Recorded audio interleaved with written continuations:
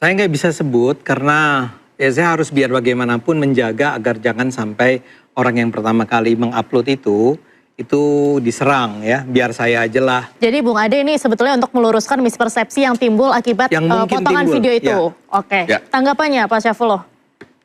Ya justru kalau menurut saya kontraproduktif. Apa yang dilakukan Bung Ade Armando di dalam podcast itu justru tidak ke sana akhirnya. Ya, gitu. Justru dampaknya yaitu tadi justru menghasut, membakar emosi. Apa yang dilaporkan oleh Gamki ini setipis kertas. Kenapa saya bilang begitu? Unsurnya tidak terpenuhi ketika berbicara 40 menit. Dan saya bertemu dengan Bang Abdul di situ. Dan saya sampaikan itu Bang. Nah Abang yang justru emosi sendiri melaporkan Ade Armando dengan podcastnya. Ini yang saya bingung. Ada apa dengan Ade Armando? Kenapa mau dilaporkan? Dan sementara kita sama-sama muslim.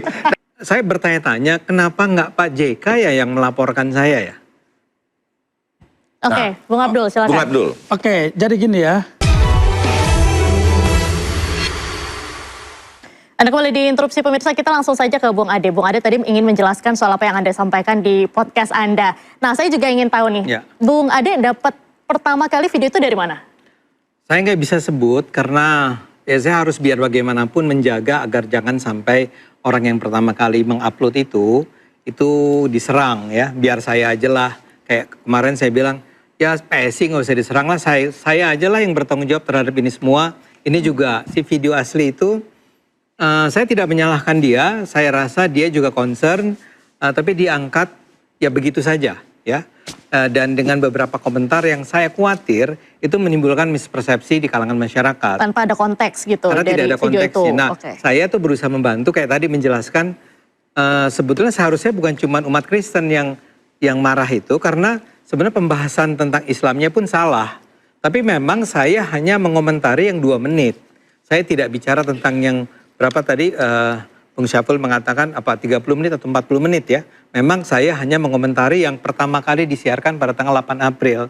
Saya kemudian membuat podcast itu pada tanggal 9 April mengomentari yang 2 menit yang saya tonton di tanggal 8 tersebut. Bukan, makanya saya katakan saya tidak bermaksud untuk memfitnah Pak JK, saya tidak bermaksud untuk mengadu domba umat beragama, saya tidak bermaksud untuk memanas-manasi siapapun.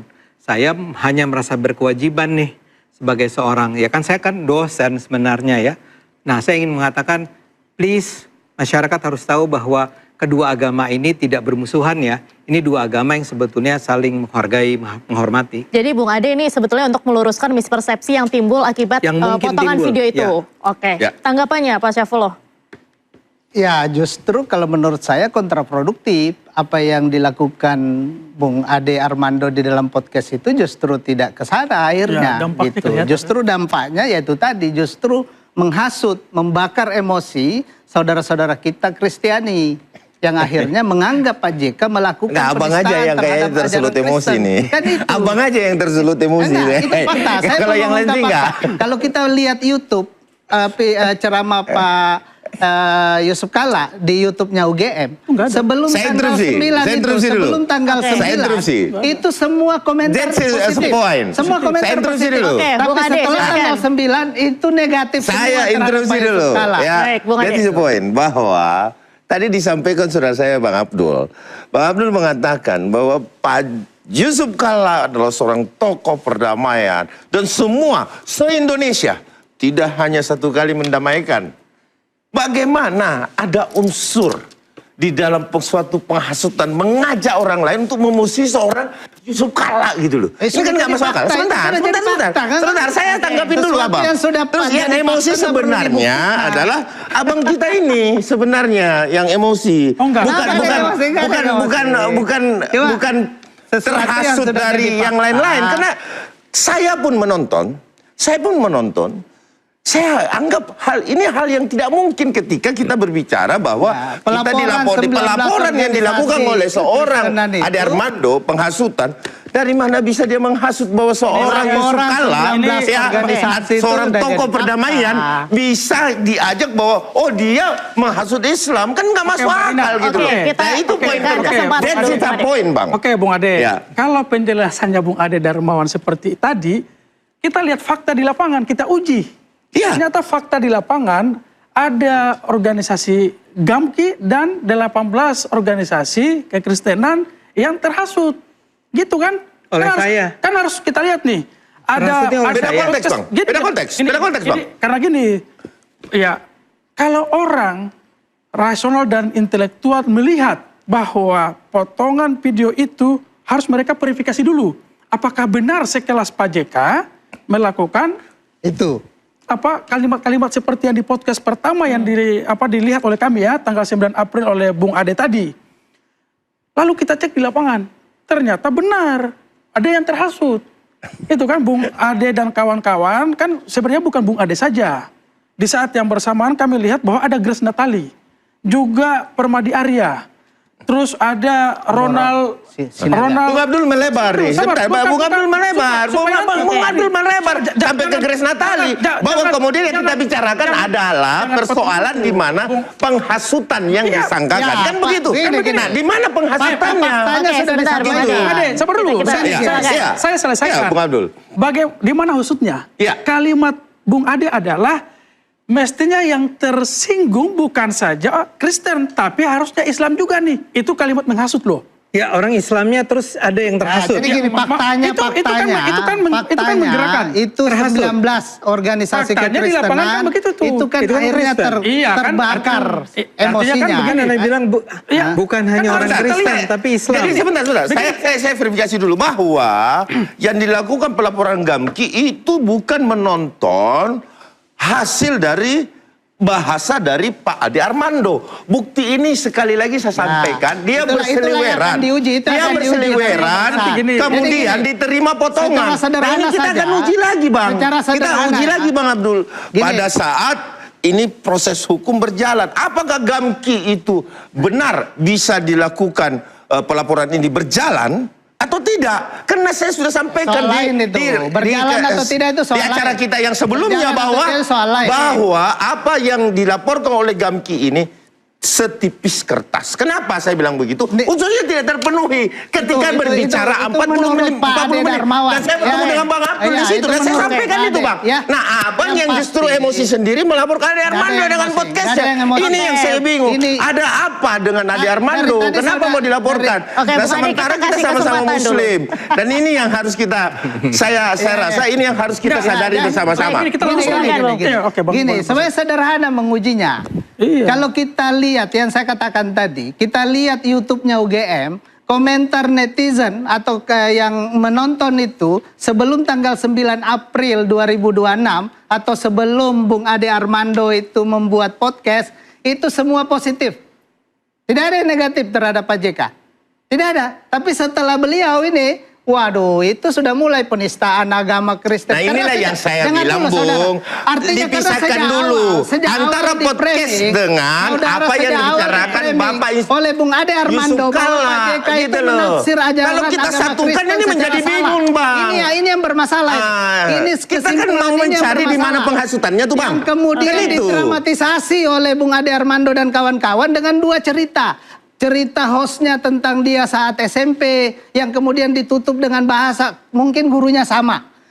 Di akhir didramatisasi ditambahkan dengan cerita pembakaran gereja. Perlu diketahui, Bang. Abang perlu ketahui satu hal, Bang, bahwa podcast ini adalah satu kritik. Ya, perlu disadari di sini bahwa apa yang disampaikan Bung Ade Armando dalam podcast tersebut adalah suatu pembicaraan dari 3 orang yang memiliki paradigma berpikir personality. Bukan mengajak orang lain. Kan itu intinya.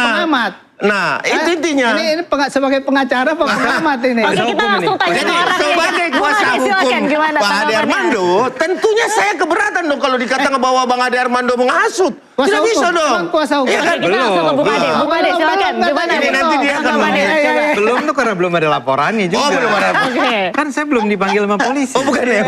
Enggak, Kak, tapi saya kan meminta beliau ini sebagai kuasa hukum. Itu wajar kalau dia bicara semacam ini. Iya, tentunya saya harus membela hak-hak ini sebagai pengamat kayaknya. Ya, ada satu hal yang mungkin boleh saya bertanya-tanya, kenapa nggak Pak JK ya yang melaporkan saya ya?